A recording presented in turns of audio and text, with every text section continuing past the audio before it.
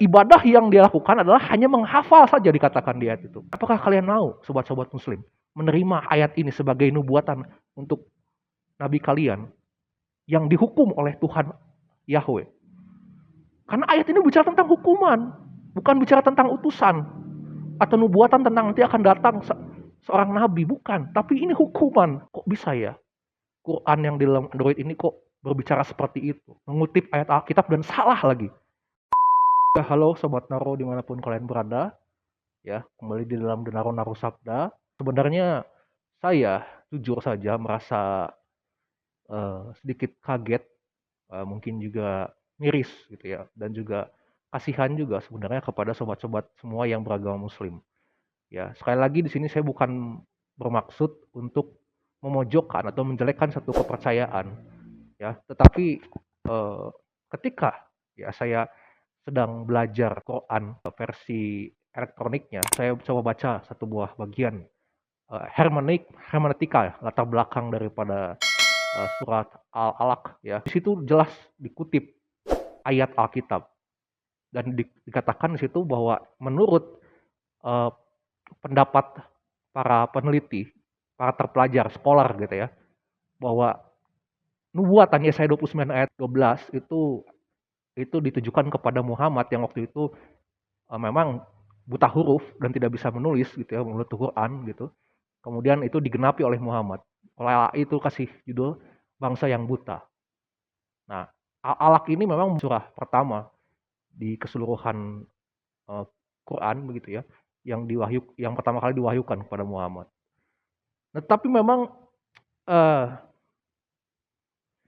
menjadi miris karena memang saya paham bahwa sobat-sobat semua yang beragama Muslim tidak meyakini bahwa Alkitab yang saat ini dipegang oleh Yahudaisme gitu ya, dan juga Kristen itu adalah masih Alkitab yang 100% masih asli. Fawailul lazina yaktubu nal kita bidihim. Ya. Celakalah bagi orang siapa yang menulis Alkitab dengan tangannya sendiri. Bagi orang Kristen dan juga bahkan Yudaisme, ya mereka meyakini bahwa kitab Yesaya ini ditulis oleh tangan Nabi Yesaya itu sendiri. Ya. Nah, apakah kalian mau menganggap berarti ayat ini sudah dipalsukan oleh beliau, oleh orang-orang Yudaisme, oleh Kristen? Ya, itu penilaian kalian. Kalau kita baca footnote-nya di situ memang diberikan tambahan lagi bahwa memang ditujukan kepada orang-orang yang menyalahgunakan memasukkan ayat-ayat Alkitab untuk kepentingan diri sendiri. Pertanyaannya sekarang, karena ayat Alkitab ini yang tahu adalah orang Yudaisme maupun orang Kristen sebagai ahli kitab gitu ya. Bagaimana sebenarnya? Apakah ini memang betul-betul? Sekali lagi ini bukan untuk menyerang kalian, tetapi ini untuk mencoba membangun sikap kritis kepada kalian sobat-sobat Muslim. Supaya kita berhenti untuk dibodoh-bodohi, untuk dipakai oleh mereka, diperalat gitu ya.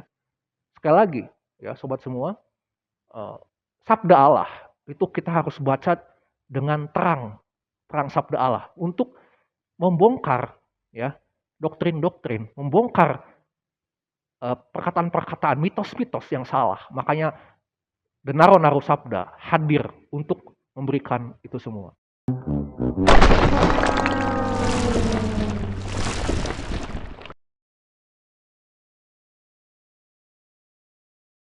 Ada dua hal yang menurut Naro Sabda itu perlu kalian semua pahami ya tentang Yesaya 29 ini ya. Nah, yang pertama untuk memahami kitab Yesaya pasal 29 ini, kita nggak bisa memahami ini sendiri. Kita harus tahu keseluruhan kitab Yesaya ini berbicara tentang apa sih? Itu berbicara tentang nubuatan Nabi Yesaya tentang hukuman Allah bagi bangsa Israel, khususnya kerajaan Yehuda ketika itu. Ya. Dan hukuman itu ya berasal daripada bangsa-bangsa yang dijadikan sebagai aktor utama oleh Allah. Jadi dalam artian Allah sebagai sutradaranya dan Allah memakai bangsa-bangsa yang dia pilih untuk menjadi alat hukuman bagi bangsa Israel, kerajaan Yehuda ketika itu. Ya.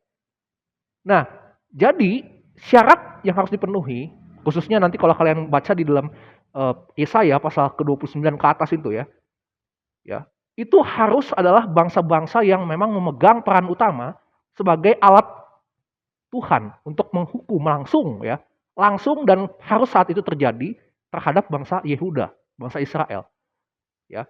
Contohnya apa? Misalkan kalau kalian membaca nanti di pasal ke-40 itu bicara tentang keruntuhan bangsa Babel. Ya, diceritakan. Ingat, tadi saya katakan harus bangsa yang harus berperan langsung dalam memberikan hukuman kepada bangsa Israel. Dan Babel kita tahu dia menjajah, ya dia membuang bangsa Israel itu selama 70 tahun. Makanya diceritakan, dikisahkan, dituliskan di pasal ke-40. Begitu juga nanti kalau kita lihat bangsa Mesir dan bangsa Asyur, ya itu diceritakan juga di pasal 30. Kalau nubuatan tentang Yesaya pasal 29 ini ditujukan kepada bangsa Quraisy Arab di mana Muhammad lahir di sana, maka seharusnya nubuatan tentang Yesaya pasal 29 ini juga harusnya dituliskan dengan judul bahwa ini adalah ditujukan untuk bangsa Arab ya yang menjajah bangsa Israel. Dan kita tahu bangsa Arab tidak pernah menjajah bangsa Israel ketika zaman Yesaya ada. Tidak pernah. Coba silakan kalian baca. Apalagi bangsa suku Quraisy di mana Muhammad itu ada, tidak pernah kan? Ya. Tadi saya katakan syaratnya adalah bangsa itu harus pasti menjajah bangsa Israel ketika itu juga. Kenapa saya katakan ketika itu juga bukan bangsa yang akan menjajah. Memang bangsa Arab itu nanti baru akan menjajah bangsa Yahudi ya atau bangsa Israel ketika di ya sekitar abad 7 lah ya, abad 7 ketika kekhalifahan Umar bin Khattab gitu ya. Itu Muhammad sudah mati ya, meninggal.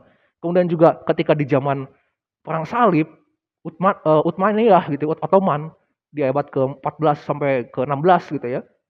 Itu tapi tidak tercatat di dalam sejarah Alkitab secara langsung bahwa mereka pernah menjajah bangsa Yahudi. Hanya bangsa Babel, Asyur, Mesir saja. Bahkan bangsa-bangsa Ethiopia ya yang diceritakan di dalam kitab Yesaya termasuk bangsa Arabia memang ditulis ya di pasal ke-21 ya. Itu dipisahkan. Itu mereka hanyalah bangsa-bangsa yang mendukung bangsa Babel, mendukung bangsa Asyur dalam menganiaya bangsa Israel. Tapi mereka tidak bisa menjajah secara penuh seperti Babel, seperti Asyur, seperti Mesir.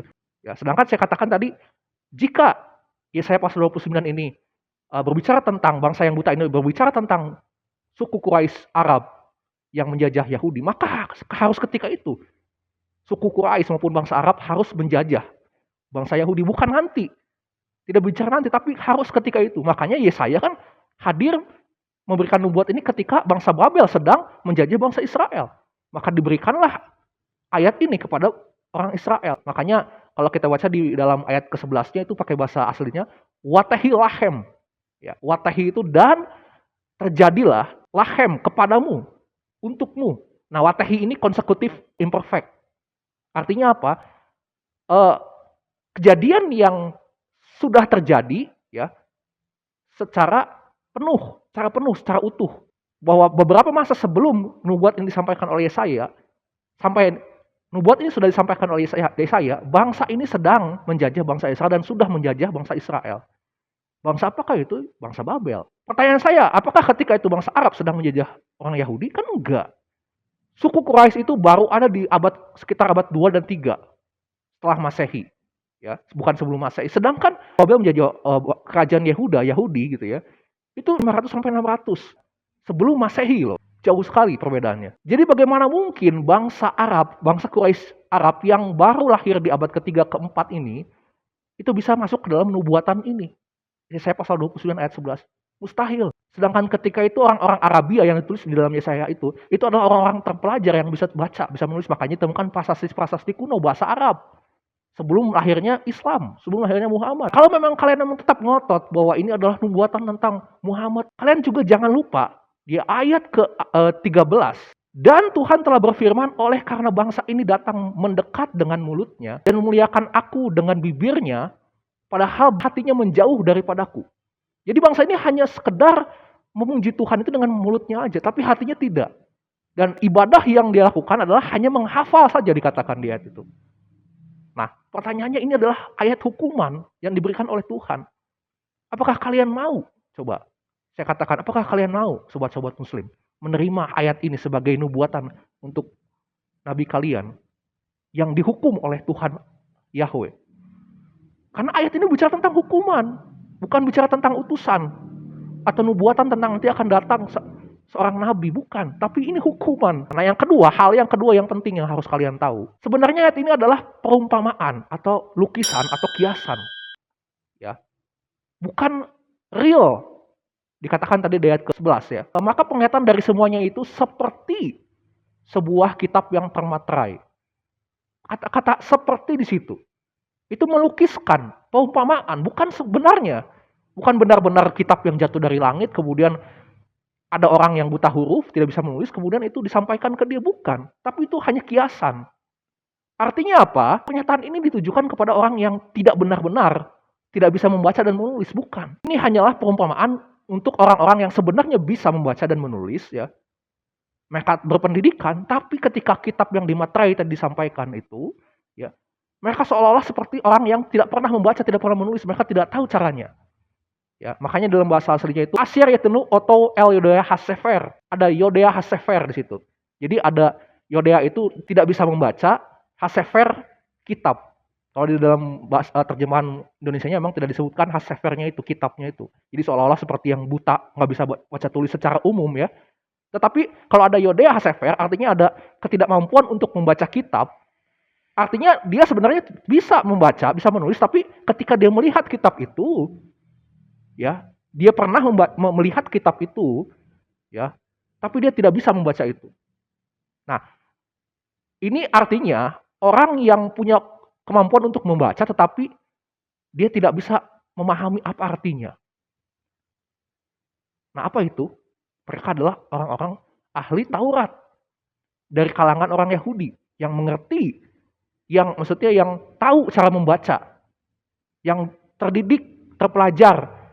Tetapi ketika mereka membaca itu, mereka nggak tahu makna sesungguhnya apa. Kenapa? Karena mereka keras hati. Otak mereka punya, tapi hati mereka nggak punya. Mereka bebal, tidak mau diajar oleh Tuhan.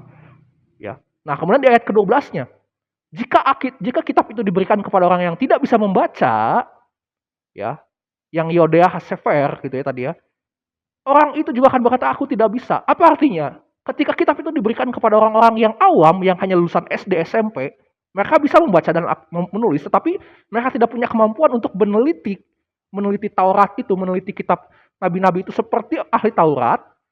Apalagi mereka nggak akan bisa membaca itu. Kenapa? Ahli Tauratnya aja salah menafsirkan kok. Salah, punya pengertian, apalagi yang mereka didik, orang-orang awam. Itu maksudnya ayat ini. Bisa pahami ya? Saya kasih perumpamaan seperti, misalkan ada orang yang pernah membaca, pernah menulis, belajar baca dan tulis, tetapi dia hanya belajar baca dan tulis misalkan bahasa Indonesia. Nah, suatu saat ada yang memberikan dengan tulisan bahasa Ibrani kepada dia. Kira-kira apakah dia tahu cara membaca bahasa Ibrani? Tentu dia tidak tahu karena dia tidak pernah membaca bahasa Ibrani.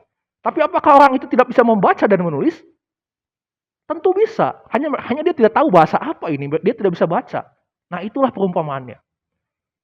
Dan mohon maaf ya, kalau kalian baca dalam surat Al-Ankabut, ya, Muhammad ini dikatakan di situ dia sama sekali tidak pernah membaca kitab-kitab sebelum Al-Quran dan tidak pernah menulis satu kitab apapun, dikatakan di situ. Artinya Muhammad tidak punya pengetahuan tentang kitab-kitab, tidak pernah melihat kitab-kitab lain selain Quran itu sendiri, tidak pernah mendengar kitab lain selain Quran itu sendiri, tidak pernah membaca kitab lain selain Quran.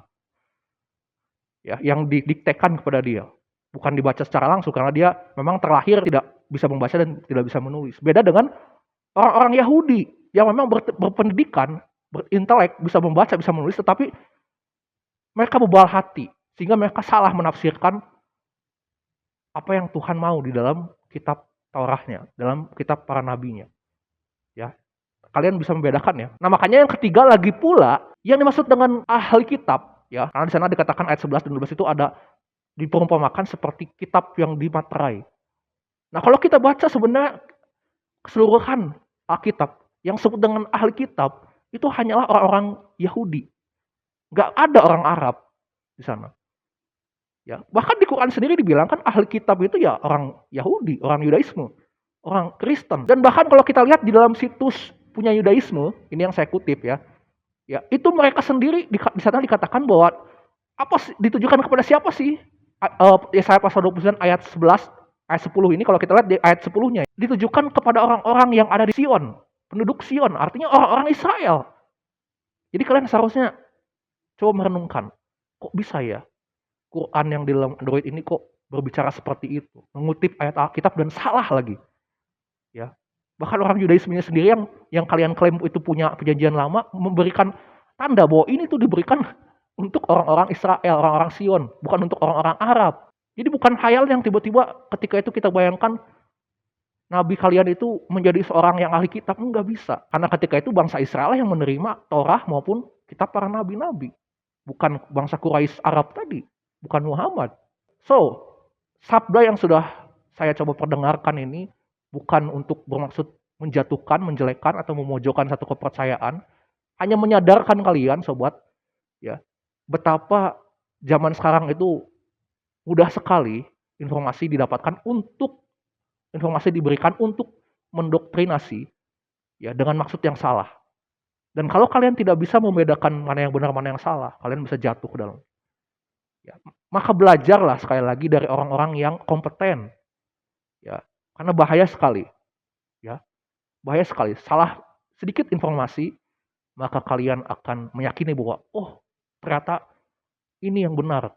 Padahal itu hanyalah alat saja untuk mungkin menyeret kalian ke arah yang tidak benar. Dan naruh sabda sekali lagi akan selalu konsisten untuk menunjukkan, menghancurkan mitos-mitos yang dipakai oleh mereka untuk mencoba merebut kalian dari kebenaran sabda Allah. So, terima kasih dan sampurasun semua.